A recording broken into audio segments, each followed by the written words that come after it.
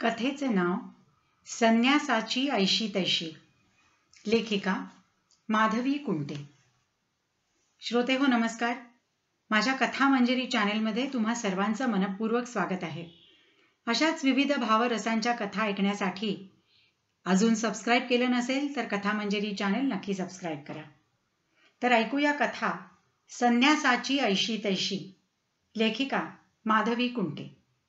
श्याम अगदी खुशीत गाणं गुणगुणत आत शिरला.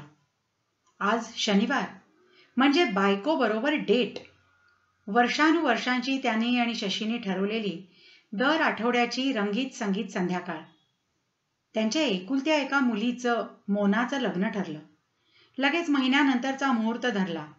लग्न, हॉल, जेवण, आमंत्रण, पाहुणे रावळे, सत्यनारायण आणि मुलीची हनीमूनला रवानगी झाली. त्याची बायको त्याला निवांतपणे भेटलीच नव्हती.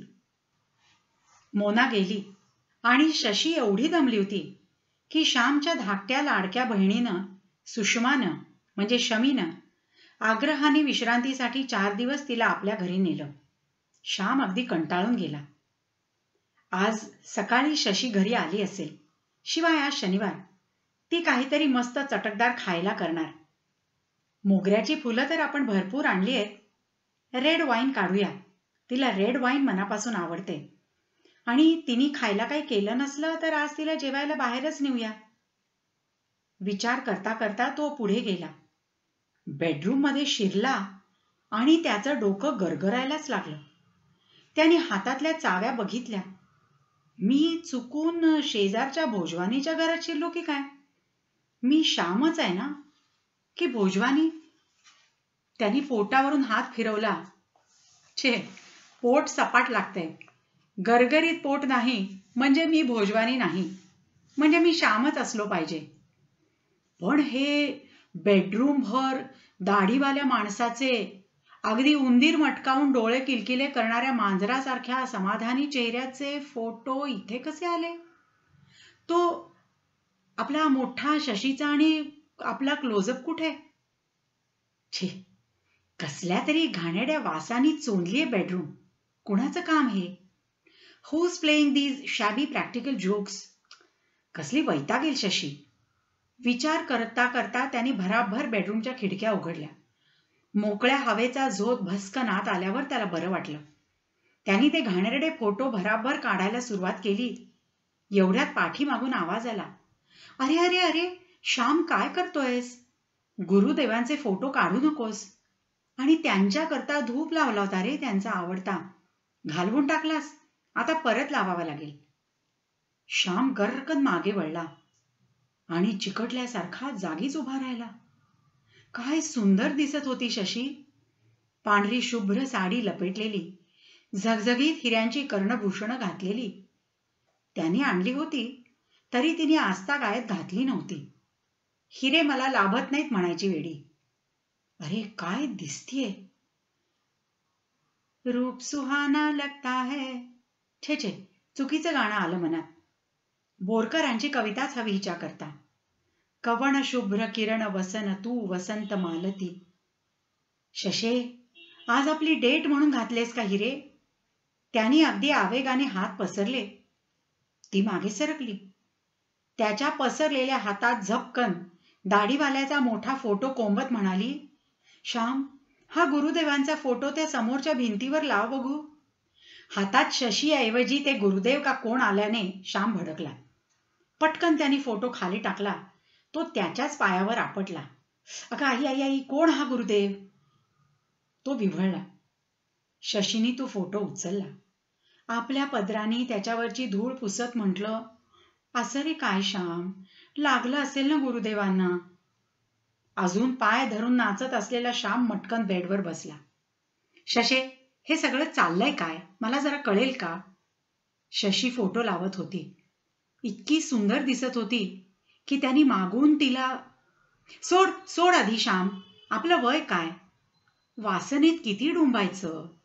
मी आता वासनेच्या वारूला संयमाचा लगाम घालणार आहे. तूही तसंच केलं पाहिजेस. गुरुदेवांचं तसं प्रसिद्ध वचनच आहे. श्याम आ वासून बघतच राहिला. काहीतरी भुताटकी झाल्यासारखं घडलं होतं.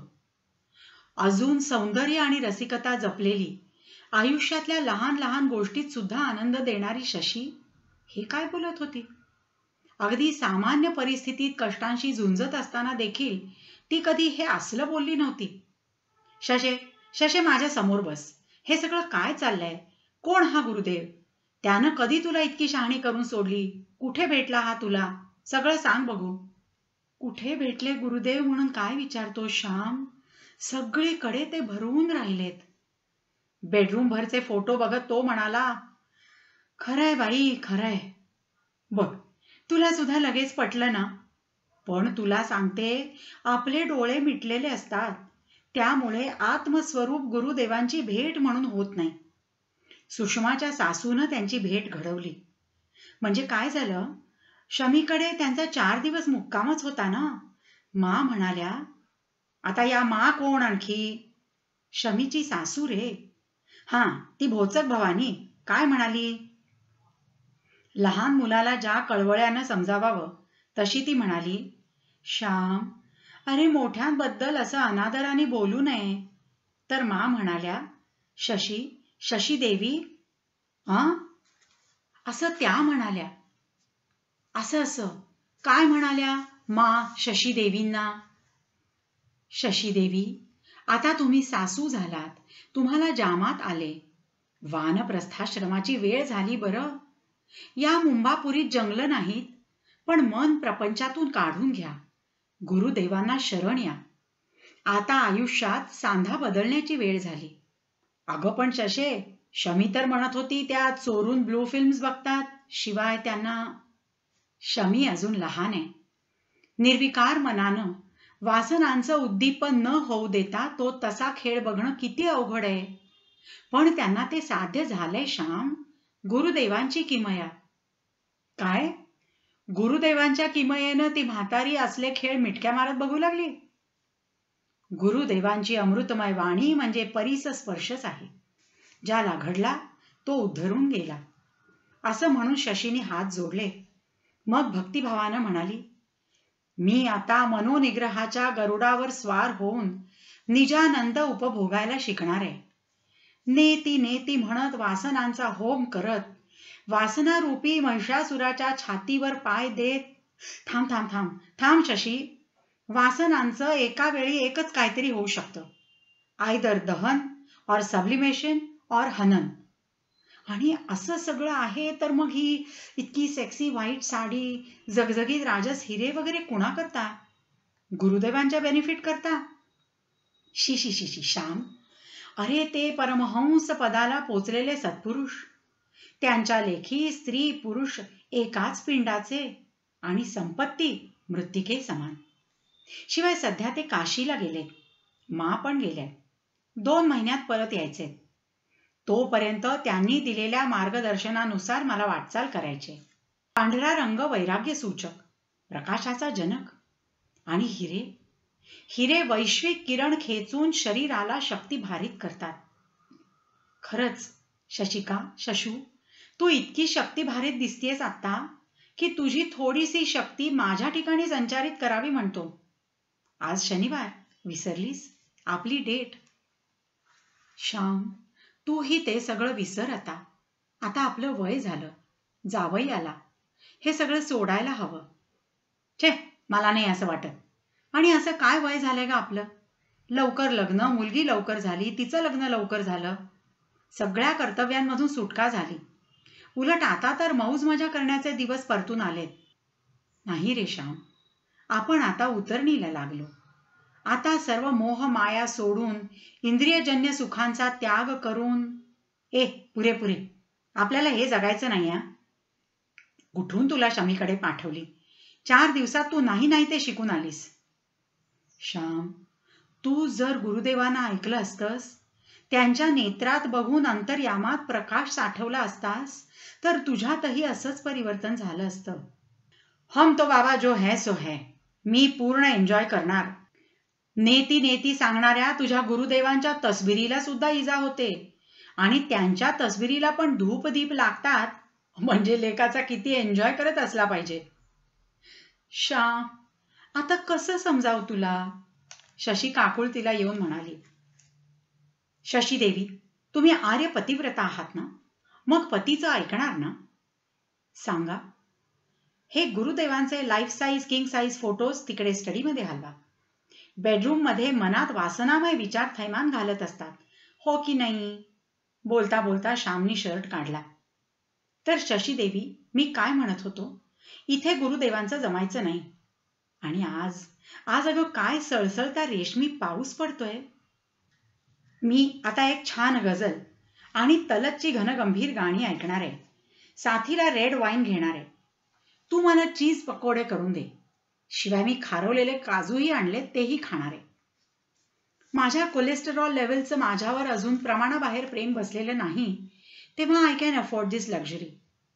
आणि शशे, माझ्यापुरतीच कर हा भजी. लक्षात ठेव, तुला वासनांच्या वारूवर संयमाचा लगाम घालायचा आहे. हां, आणि एक आणखी, मी खायला प्यायला बसायच्या आधी गुरुदेवांच्या तसबिरी बेडरूम मधून हलव. उगाच त्यांना खमंग टमंग मादक वगैरे वास आले तर तिकडे काशीत त्यांच्या जीवाला किती यातना होतील. शशी. पण शशी ऐकायला तिथे होतीच कुठे. त्यांनी गाणं गुणगुणत रेड वाईन कपाटातून काढली. स्वयंपाकघराकडे बघत एक फ्लाइंग किस फेकला. एवढ्यात स्वयंपाकघरातून खळकन बरणी फुटल्याचा आवाज आला. तो धावलाच. शशीला लागलं की काय या विचाराने तेवढ्यात त्याचा जीव कासावीस झाला. सगळं बेसन अंगा डोक्यावर माखलेलं, डोळ्यात गेलेलं, बरणी फुटलेली, अशा अवतारात शशी रडवेल्या चेहऱ्याने उभी होती. श्यामने तिला हात धरून सिंकपर्यंत नेलं. तोंडावर पाण्याचे सपकारे मारले. तिचा तो बेसनाचे ओघळ माखलेला चेहरा बघून त्याला हसू आवरेना. हसत हसत तो म्हणाला, बरणीनी नेती नेती म्हणत भूमीच्या उदरात लुप्त होण्याचा निर्णय का बरं घेतला असावा? श्याम, अरे किती दुष्टावा करशील. त्या बरणीचं झाकण घट्ट लावलेलं नव्हतं. मी झाकणाला धरून बरणी उचलण्याचा मूर्खपणा केला आणि माझी एवढी येराची महागाईची बरणी फुटली. किती हौशीने मी ती जोडी आणली होती. गेल्या 4 दिवसात तूच सगळी लुडबुड केलेली दिसतेस. बरणीची घट्ट झाकणं लावता येईनात तरी आपली स्वयंपाकाची हुशारी दाखवायची. बायकोच्या ॲब्सेन्समध्ये तू अगदी वासनेत आकंठ बुडालेला आहेस. त्या विचारांच्या नादातच बरणीला झाकण लावलं नाहीस. माझी एवढी सुंदर बरणी फोडलीस. श्यामला हसू आवरेना. अगं, बरणीला मी हात तरी लावला होता का? काय बोलू नकोस. केवढं नुकसान केलंस. चलता है. हे बघ, तू आता वासनेच्या महिषासुराचा वध करायला निघालीयस आणि या एवढ्या बारीक सारीक मोहांमध्ये गुंतून पडतेस. गुरुदेवांनी तुला सांगितलं नाही की हे सगळं नाशिवंत मिथ्या जगत आहे, त्याचा त्याग करत जगायचंय. खरंच की. शशीचे डोळे एकदम अर्धोन्मिलित वगैरे झाले. गुरुदेवांनीच बरणी माझ्या हातून फुटवली असली पाहिजे. शिवाय हे एक इंडिकेशन आहे की तू सुद्धा भजी खाऊ नयेस. म्हणून बघ कशा सगळ्या बेसनात काचा मिसळल्या. शेवटी तुला सुद्धा आज वाईन आणि भजी रद्द करावी लागणार. चल, आपण केशरी दुधाचा नैवेद्य दाखवून गुरुदेवांची आरती करूया. छे छे, मला अजून गुरुदेवांची अमृतवाणी चाखायला मिळालेली नाही तोपर्यंत मी भजी खाणार, वाईन पिणार, तलत मोहम्मद ऐकणार, शिवाय मोगऱ्याची फुलं पसरून त्यावर मी एकटा ऐस पैस झोपणार. शशीचा चेहरा पडला पण लगेच उजळला. टाळी मारून ती म्हणाली, रात्री 9 वाजता तुला आता कुठलं दुकान उघडं मिळणार आहे? आणून दाखवलं बेसन तर, किंवा गरम वाफाळलेले पकोडे. कुठून? अरे ससी देवी, हमका ऐसा वैसा ना समझो. शेजारच्या मिसेस भोजवानींची पाकसिद्धी आत्ता सुरू झाली असेल. ती नेहमी मला म्हणते, ओ श्याम बाबू, मेरे पकोडे एक बार खाओ तो बार बार आओगे. काय? त्या भोजवान्याकडे? हां हां शशी देवी, गाली प्रदान तुम्हाला वर्ज. शिवाय क्रोध आवरायला हवा. आणि शिवाय क्षणभर धरून चालू की तुझ्या मतानुसार भोजवानी हलकटच, पण पकोड्यांचा काय दोष हो, ते थोडेच हलकट होतात. श्याम चपला घालून निघाला तशी त्याचा खांदा धरून मागे खेचत शशी म्हणाली, अरे असा अर्धा उघडा जातोयस. तिला मसल्स दाखवायला अंगावर जब्बा चढवा. शशी देवी, पाप शरीरात नसून तुमच्या वासनामय डोळ्यात असतं. आता आपलं काय? आपल्याला जामात आले, आपण म्हातारे झालो. आता भोजवानीण झाली तरी आपल्याकडे कशाला बघतीये? म्हणता म्हणता त्यांनी झब्बा चढवला आणि तो बाहेर पडला. तलतच्या मधुर सुरांनी सारी बेडरूम झंकारत होती. मोगऱ्याच्या फुलांचा मत्त सुवास दरवळत होता. समोर चीज पकोडे आणि वाईन घेऊन भिंतीला टेकून श्याम पाय पसरून बसला होता. त्यांनी शशीला हाक मारली. तिने दारात येऊन सगळा थाटमाट बघितल्यावर औंढा गिळला. मग रागारागाने म्हणाली, हे बघ, मी असल्या मोहाला बळी पडणार नाही. श्रेय काय आणि प्रेय काय यांची जाणीव मला आता व्हायला लागलीय. अगं, पण श्रेय आणि प्रेय यांच्यात फारकत असते असं कुणी सांगितलं तुला? आता माझंच बघ. माझं श्रेयही तूच आणि प्रेयही तूच. एवढ्या करता बोलवलंस? भुलणार नाही, साफ सांगते. अगं, पण मी मुळीच म्हणत नाही की तू पकोडे खा आणि वाईन पी. आहा, भोजवानिणीच्या हातात मात्र अमृत आहे. हा, काय सुरेख केलेत पकोडे. रागावू नकोस, रागावू नकोस. मी तुला बोलावलं ते गुरुदेवांचे उरले सुरले फोटो हलवायला, आणि शिवाय तुझं पांघरुण आणि उशी तुला बाहेर नाही का न्यायची? शशीची फुणफुण बघता बघता त्याने मजेत वाईनचा एक घोट घेतला आणि तिचं लक्ष आहे असं पाहून परत पेला भरला. तलतची टेप संपली होती तर त्यांनी स्वतःच गायला सुरुवात केली. हाय रे इंसान की मजबूरियां. म्हणत म्हणत त्यांनी पकोडा जरा दूर धरला, त्याच्याकडे प्रेमाने बघितलं आणि पटकन तोंडात टाकला.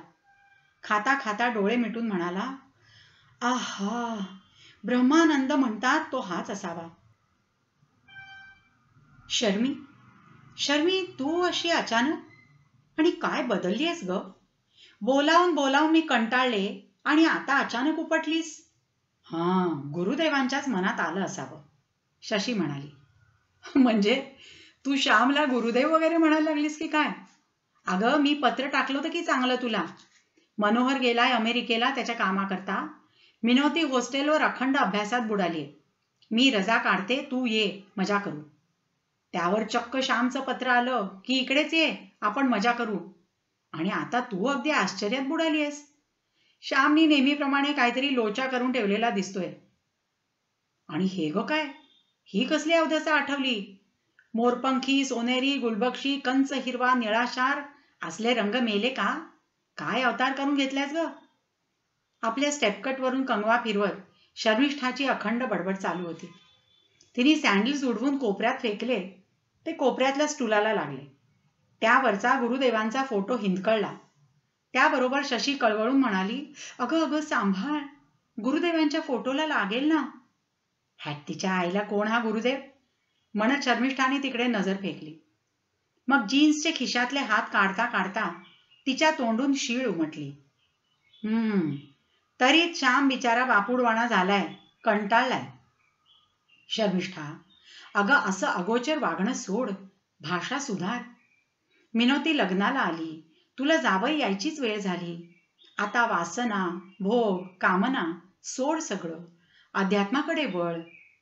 बापरे शशे, तुला कुणीतरी पछाडलंय. मी चांगली अध्यात्म मार्गावरूनच चालतीये. मी कायदे मोडत नाही, मोडणाराला शिक्षा देववते. 4 गरीब मुलींचं शिक्षण करते. घाणेरडे विचार मनात आणि वरून सोळभोग असला प्रकार नाही. गरीब अशिलाकडून केस लढवायची फी घेत नाही, काही सुद्धा वाईट करत नाही. परमेश्वरानं सृष्टीत निर्माण केलेल्या रस, रंग, नाद, गंध, आस्वाद, स्पर्श यांच्याबद्दल मला फार आस्था आहे. त्याला मी वासना मानत नाही. बरं ते जाऊ दे, मला मस्त गरमागरम कॉफी कर. बघ, फ्रेश क्रीम घाल आणि व्हिप कर मस्तपैकी. तोपर्यंत मी आंघोळ करून येते. एकदम ताज्या तवान्या उत्फुल्ल सुंदर शर्मिष्ठेकडे शशी बघतच राहिली. तिचा पंजाबी ड्रेस फारच सुरेख होता आणि एक उन्मादक सुगंध तिच्या शरीराला वेटाळून राहिला होता. मोना आणि समीर घरात शिरले. पाठीमागून आलेल्या श्यामनं समीरच्या पाठीवर थाप मारली. काय समीर, कसं काय चाललंय? डोळा बारीक करून तो वर म्हणाला, काय हनीमून मध्ये मी दिलेल्या टिप्स उपयोगी पडल्या का? समीर दिलखुलास हसला. म्हणाला, बाबा, मी अगदी मेल्टिंग पॅटीस करायला लागलोय. आता त्यांचा डबाच आणलाय. खाऊन सिनेमाला जायचं, येताना चायनीज रिचवायचं असा बेत होता.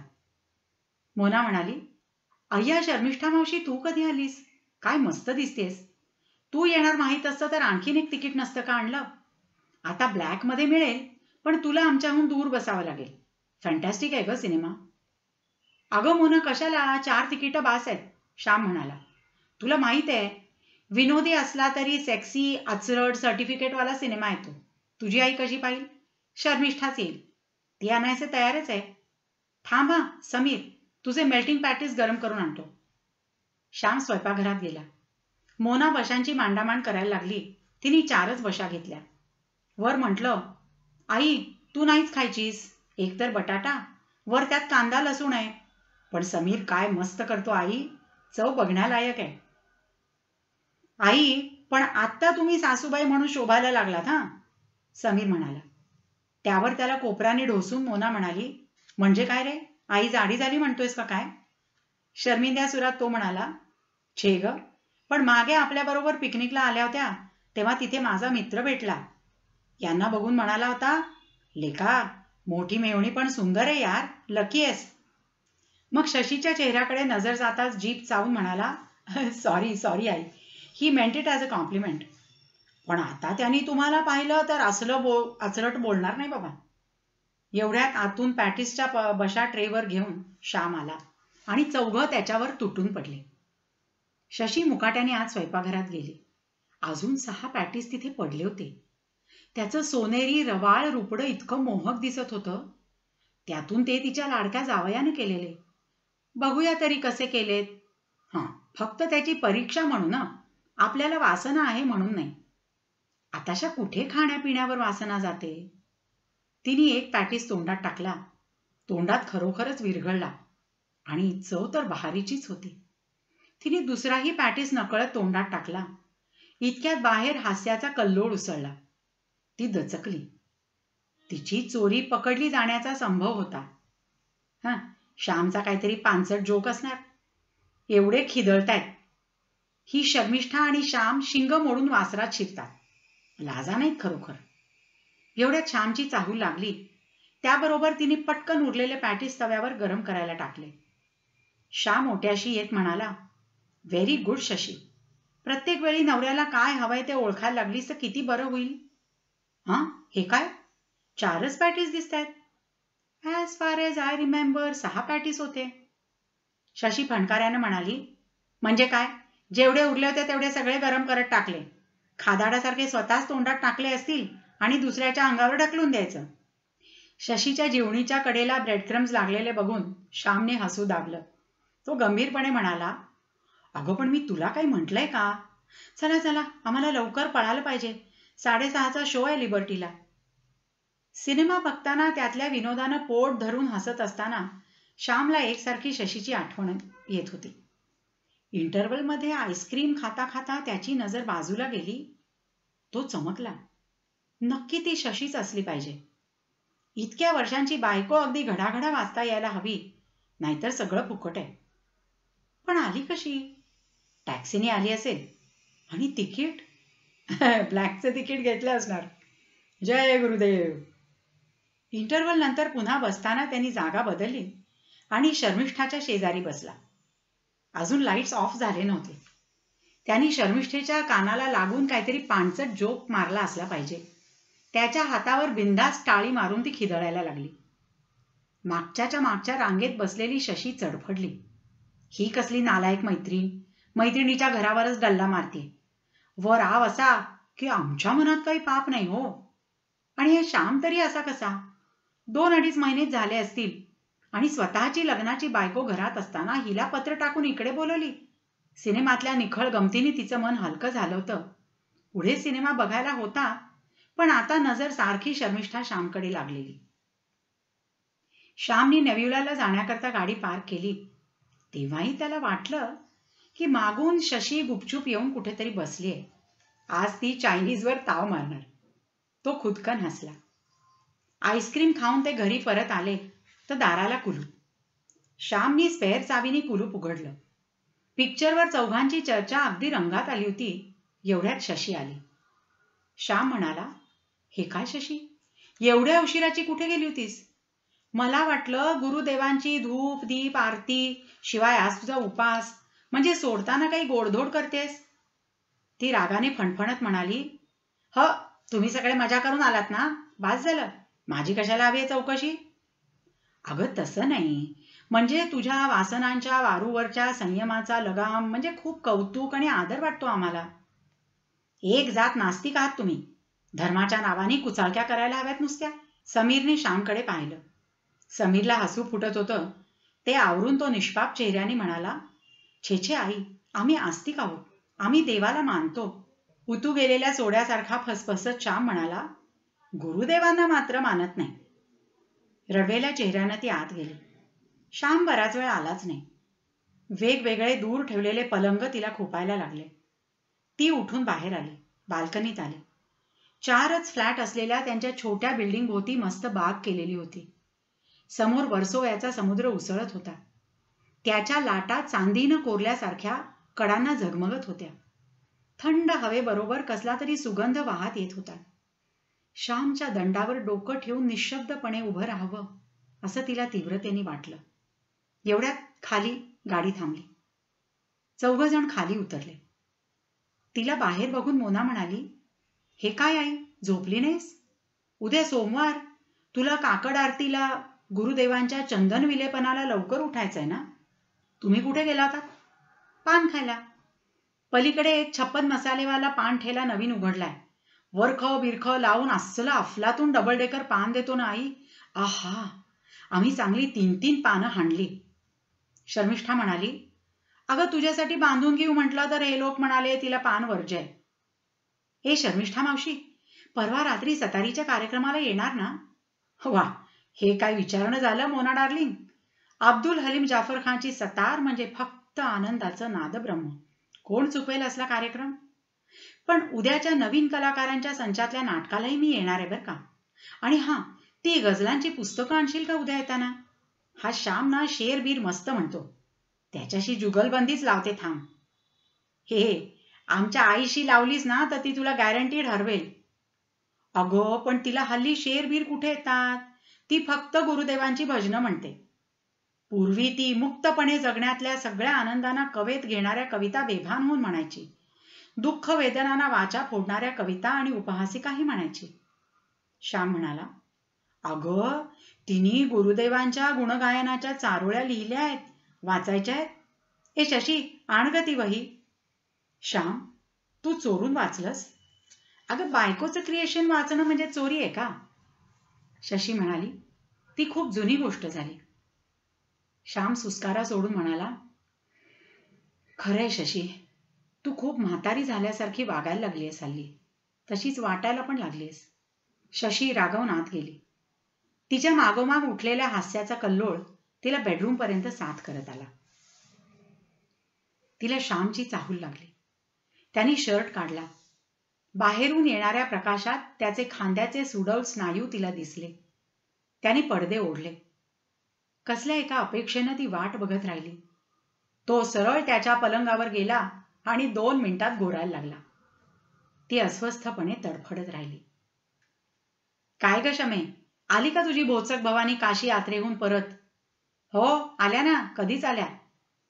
शशीने विचारलं, गुरुदेव पण आले असतील ना? चट, तो भामटा कसला येतोय, याच आल्या एकट्या हात सोडत. शमी खिखी करून हसली. म्हणजे काय शमे, असं अनादराने बोलू नये थोरांबद्दल. श्याम गंभीरपणे तिला म्हणाला.